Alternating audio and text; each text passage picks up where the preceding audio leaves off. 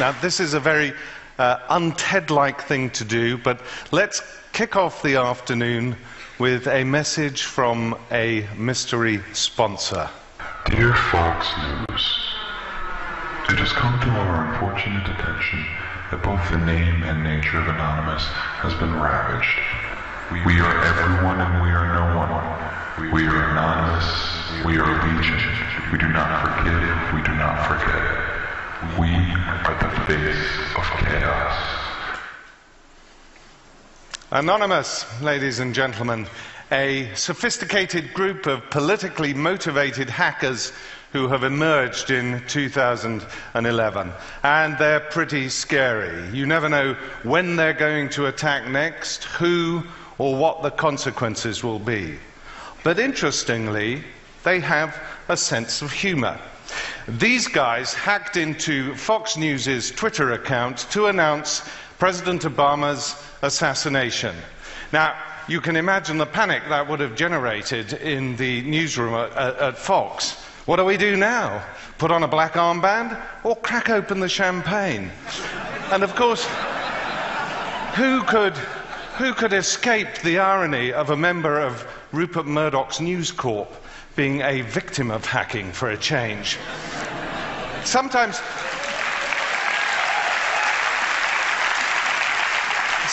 you know, you turn on the news and you say, is there anyone left to hack? Sony PlayStation Network, done. The government of Turkey, tick. Britain's serious organised crime agency, a breeze. The CIA falling off a log. In fact, a friend of mine from the security industry told me the other day that there are two types of companies in the world. Those that know they've been hacked and those that don't. I mean, 3 companies providing cybersecurity services to the FBI have been hacked. I mean, is nothing sacred anymore, for heaven's sake? Anyway, this mysterious group, Anonymous, and they would say this themselves, they are providing a service by demonstrating how useless companies are at protecting our data. But there is also a very serious aspect to Anonymous. They are ideologically driven. They claim that they are battling a dastardly conspiracy. They say that governments are trying to take over the internet and control it, and that they, Anonymous, are the authentic voice of resistance, be it against Middle Eastern dictatorships, against global media corporations, or against intelligence agencies, or whoever it is. And their politics are not entirely unattractive. Okay, they're a little inchoate, and there's a strong whiff of sort of half-baked anarchism about them. But one thing is true. We are at the beginning of a mighty struggle for control of the internet.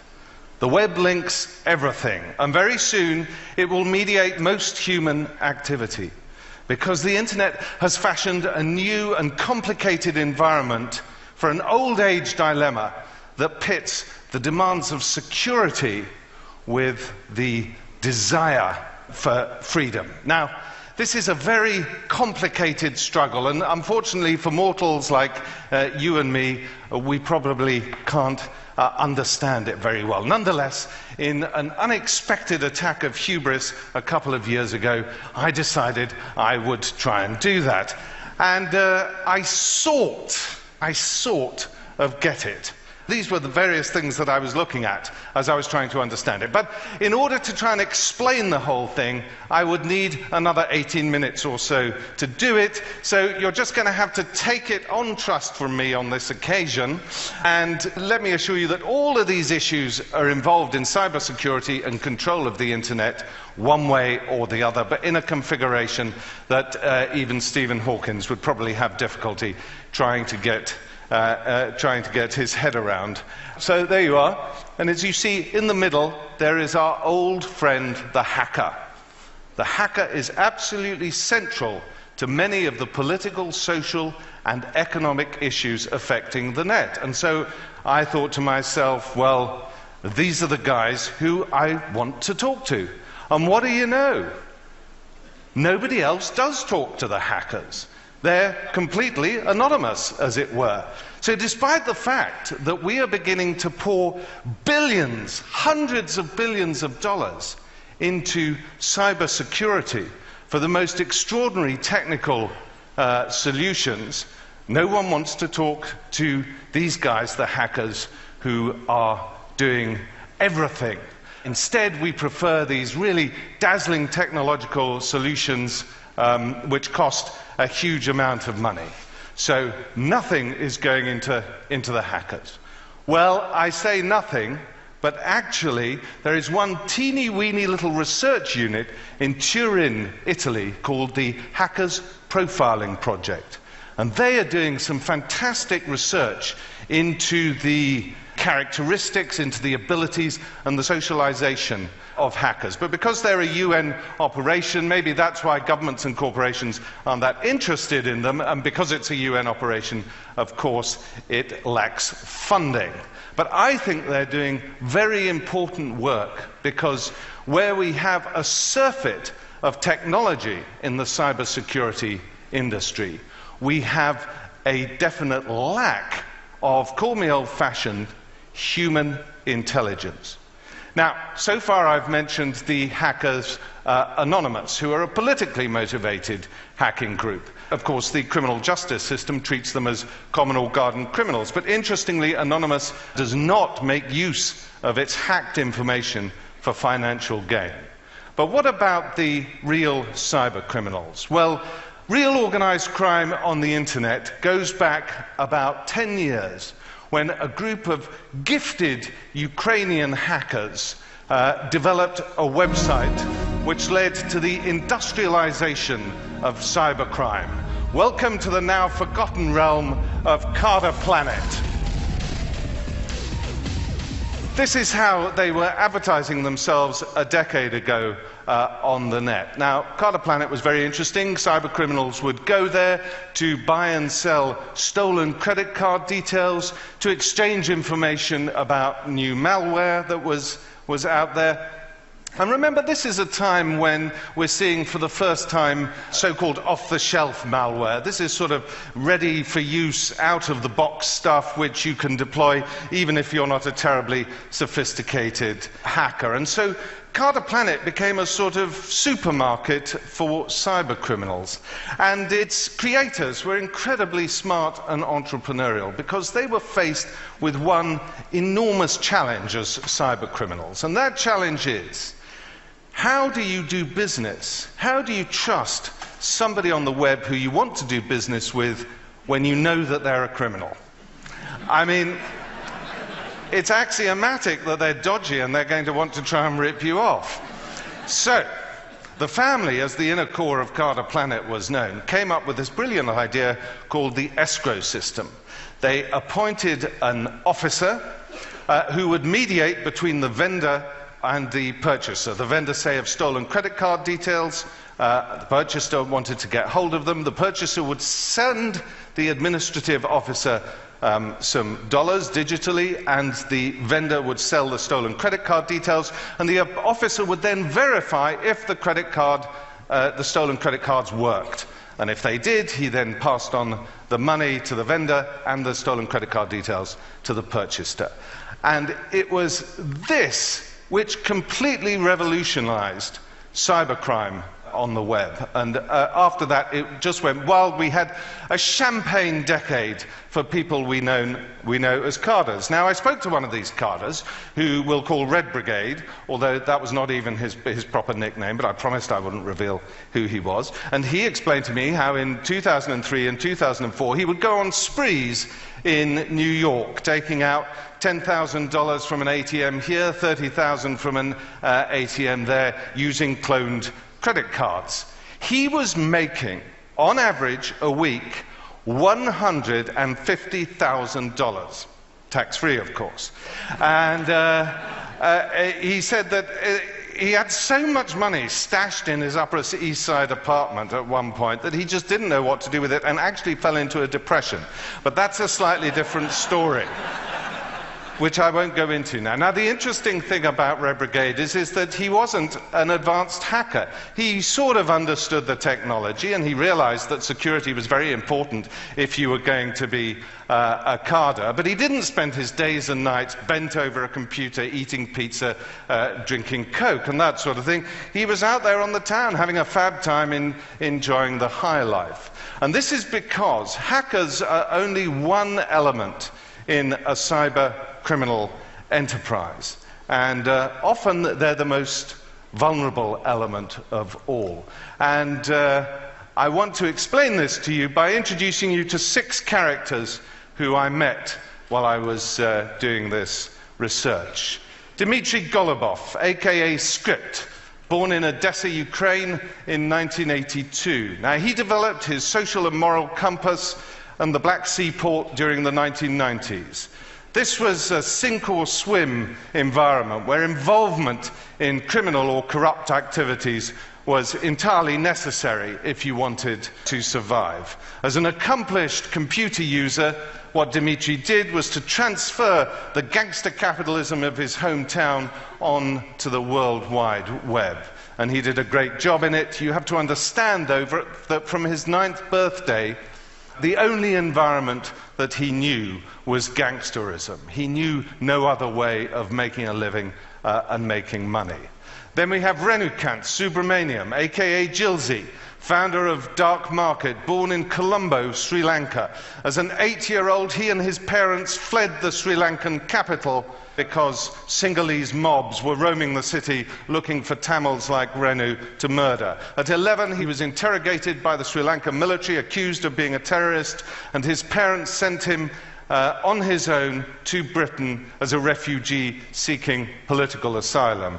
At 13, with only little English and being bullied at school, he escaped into a world of computers where he showed great technical ability, but he was soon being seduced by people on the internet. He was convicted of mortgage and credit card fraud, and he will be released from Wormwood Scrubs jail in London in 2012. Matrix 001, Matrix 001, who was an administrator of Dark Market, born in southern Germany to a stable and well-respected middle-class family. His obsession with gaming as a teenager led him to hacking, and he was soon controlling huge servers around the world where he stored his games that he had cracked and pirated. His slide into criminality was incremental, and when he finally woke up to his situation and understood the implications, he was already in too deep. Max Vision, aka Iceman, mastermind of Carter's Market, born in Meridian, Idaho. Max Vision was one of the best penetration testers working out of Santa Clara, California in the late 90s for private companies and voluntarily for the FBI. Now, in the late 1990s, he discovered a vulnerability on all US government networks. And he went in and patched it up because this included nuclear research facilities, sparing the American government a huge security embarrassment. But also, because he was an inveterate hacker, he left a tiny digital wormhole through which he alone could crawl, but this was spotted by an eagle-eye investigator, and he was convicted. At his open prison, he came under the influence of financial fraudsters, and those financial fraudsters persuaded him to work for them on his release. And this man with a planetary-sized brain is now serving a 13-year sentence in California. Adewale Taiwo, aka Freddie Bibi, master bank account cracker from Abuja in Nigeria. He set up his prosaically entitled news group, bankfrauds@yahoo.co.uk, before arriving in Britain in 2005 to take a master's in chemical engineering at Manchester University. He impressed in the private sector, developing chemical applications for the oil industry while simultaneously running a worldwide bank and credit card fraud operation that was worth millions until his arrest in 2008. And then finally, Çağatay Evyapan, aka Chow, one of the most remarkable hackers ever from Ankara in Turkey. He combined the tremendous skills of a geek with the suave social engineering skills of the master criminal, one of the smartest people I've ever met. He also had the most effective virtual private network security arrangement that police have ever encountered amongst global cyber criminals. Now, the important thing about all of these people is they share certain characteristics despite the fact that they come from very different environments. They are all people who learnt their hacking skills in their early to mid-teens. They are all people who demonstrate advanced ability in maths and the sciences. Remember, when they developed those hacking skills, their moral compass had not yet developed.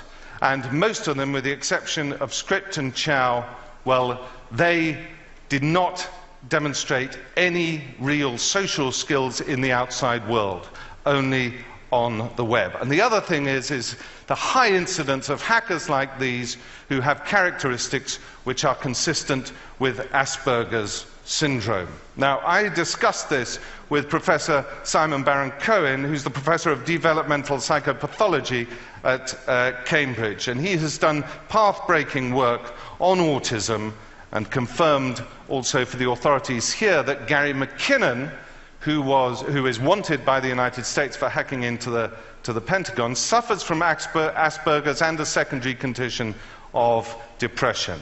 And Baron-Cohen explained that certain disabilities can manifest themselves in the hacking and computing world as tremendous skills, and that we should not be throwing in jail people who have such disabilities and skills because they have lost their way socially or been duped.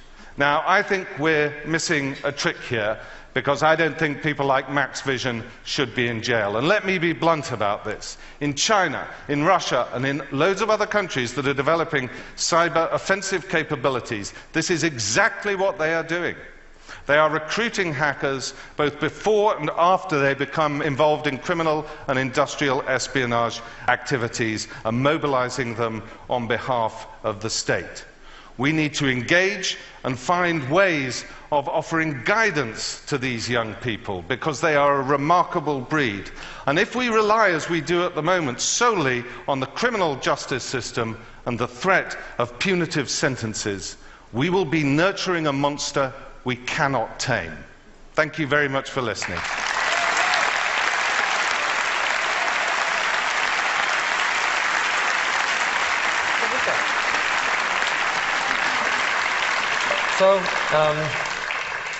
So your idea we're spreading is hire hackers.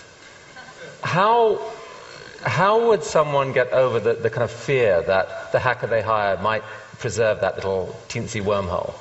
I think to an extent you have to understand that it's axiomatic among hackers that they do that. They are, they're just relentless and obsessive about what they do. But all of the people who I've spoken to who've fallen foul of the law, they have all said, please, please give us a chance to work in the legitimate industry. We just never knew how to get there, what we were doing. We want to work with you. Okay, well that makes sense. Thanks a lot, Misha.